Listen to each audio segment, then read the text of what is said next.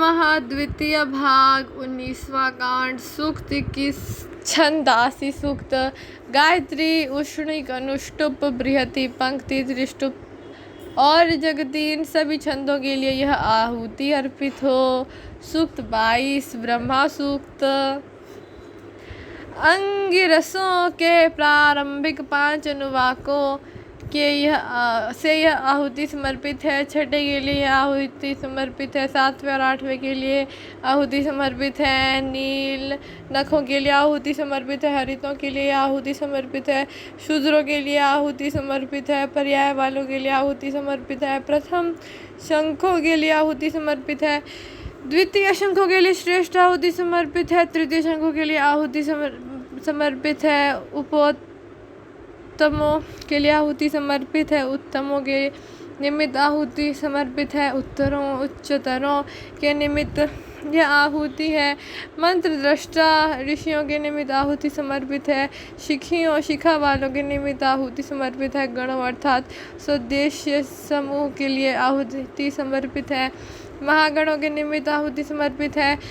गणों समूह के ज्ञाता सभी अंगिराओं के निमित्त आहुति समर्पित है। पृथक पृथक सहस्रों के निमित्त आहुति समर्पित है। 20 कांडों से युक्त वेदज्ञ ब्रह्मा नामक ऋषि के निमित्त आहुति समर्पित है।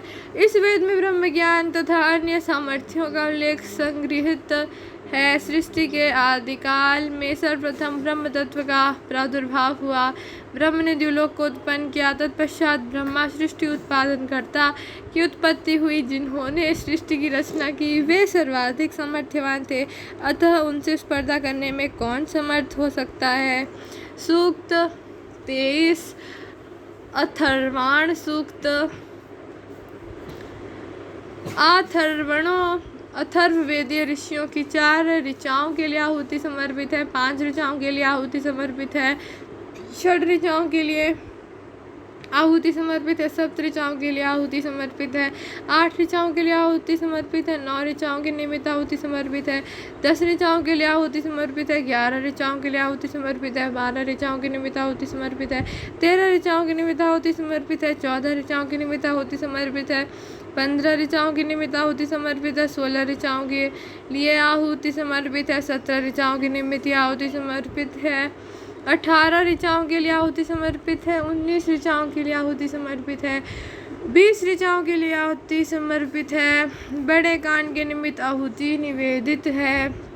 त्रिचो 3 ऋचा वाले के लिए आहुति समर्पित है। 1 अर्चो 1 ऋचा वालों के लिए आहुति समर्पित है। शूद्रों के लिए आहुति समर्पित है। 1 ऋचो 1 चरण की ऋचा जिसे पूर्ण ऋचा नहीं कहा जा सकता के लिए आहुति समर्पित है। रोहितों हरों के लिए निमित्त आहुति समर्पित है। 2 सूर्यों के निमित्त आहुति समर्पित है।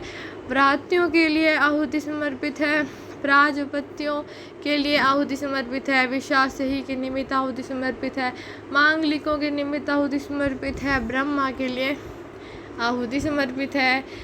इस वेद अथर्व में ब्रह्म ज्ञान तथा अन्य अनेक सामर्थ्यों का उल्लेख संग्रहित है। सृष्टि के आदि में सर्वप्रथम ब्रह्म तत्व का प्रादुर्भाव हुआ। उन्होंने द्युलोक को प्रकट किया। तत्पश्चात ब्रह्मा रचयिता की उत्पत्ति हुई। जिन्होंने सृष्टि की रचना की वे सबसे अधिक सामर्थ्यवान थे, अतः उनसे स्पर्धा करने में कौन समर्थ हो सकता है।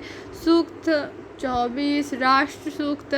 हे ब्रह्मणस्पते, देवों ने जिस प्रकार से पिता देव को चारों ओर से धारण किया, उसी विधि से इस महान शांति के अनुष्ठाता यजमान को राष्ट्र की सुरक्षा के लिए सन्नद्ध तत्पर करें।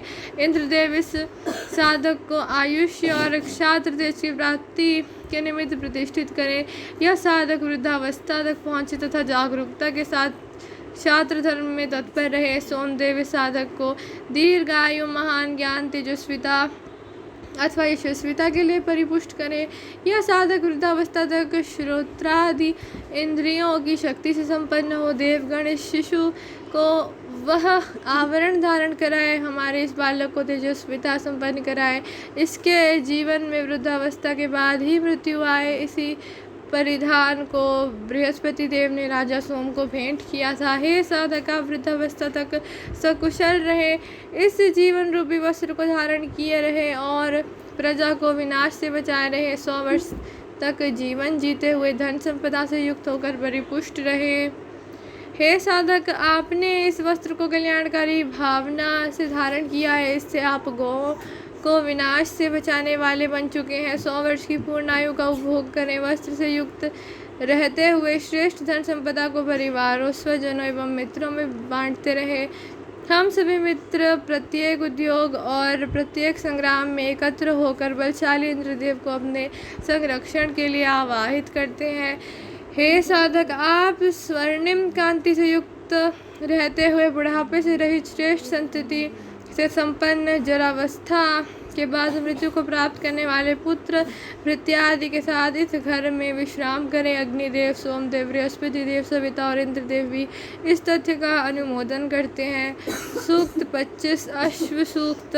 हे देही, हम आपको थकावट रहित मन से संयुक्त करते हैं। जैसे नदी का जल दोनों तटों के ऊपर चढ़कर प्रवाहित होता है, आप वैसे ही वेगवान बने, उठें और लक्ष्य की ओर दौड़ पड़े। ओम अथर्ववेदाय नमः।